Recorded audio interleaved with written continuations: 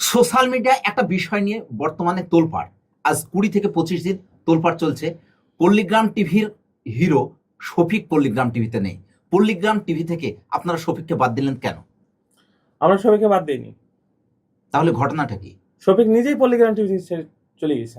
কি এমন ঘটনা ঘটলো যার জন্য শফিক চলে গেল? সেটা আমি সঠিক বলতে পারবো না যে ও কিসের জন্য চলে গেছে।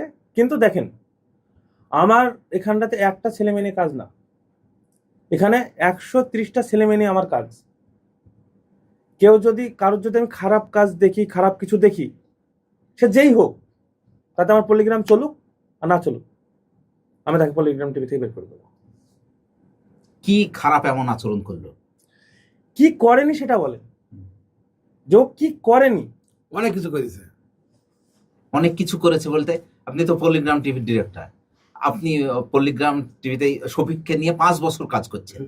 অনেক কিছু বলতে কি এমন করেছে এবং শফিক আপনার যে হাতেই বড় 5 হয়েছে। বছর থেকে থাকার পরে চলে যেতে হলো? সব কথা তো এইভাবে বলা যায় না। তো আমি বলবো কিছু কথা, যেন মানুষ জানুক। না, আমাদের তো মানুষ খারাপ ভাবছে যে কেন বাদ দিল, এতদিন ওর কাছে ছিল, এখন কেন বাদ দিল পল্লীগ্রাম থেকে।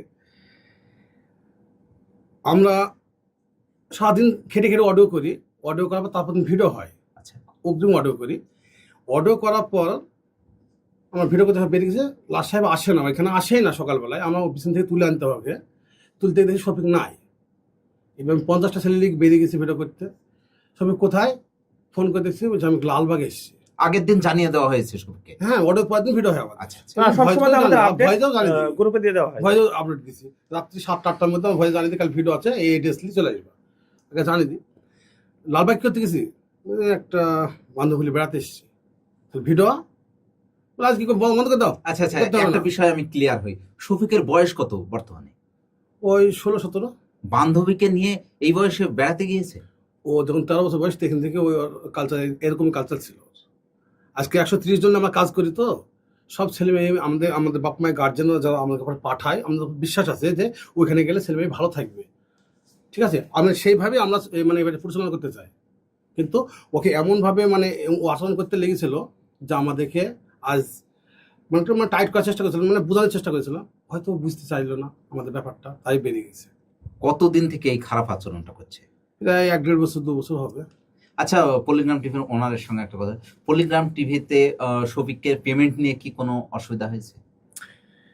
দেখেন, আমাদের Palligram TV films and entertainment private limited একটা কোম্পানি করা হয়েছে বিগত 2 বছর আগে। ঠিক আছে, আমরা আগে কোম্পানি খুলেছিলাম না, এমনি করতাম কাজ, কিন্তু আমাদের কিছু সমস্যা হয়েছিল, যার কারণে আপনার এই টাকা পয়সার লেনদেনের যে ব্যাপার থাকে, তাদের জিএসটি থাকে, সরকারের অনেক রুলস রেগুলেশন থাকে, সেটাকে মেনটেন করার জন্য আমরা বিগত 2 বছর আগে আমরা একটা কোম্পানি স্থাপন করি, যেটার নাম হচ্ছে Palligram films and entertainment private limited. তো আমরা যদি কারোর কিছু খারাপ আচরণ দেখি, মানে আমাদের রুলস রেগুলেশন